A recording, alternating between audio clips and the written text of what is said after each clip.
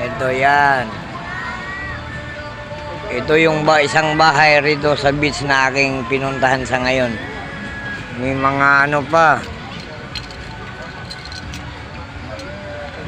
Ito, koleksyon niya to. Pag ilang minuto ngayon, aarborin na natin to.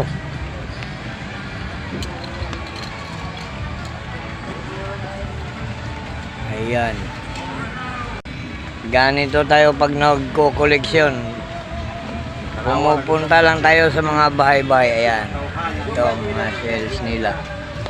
May isang paper Nautilus pa na napakalit. Ito. Paper Nautilus. Isang hihingi na rin natin to pagka bago tayo umuwi. Baka papayag.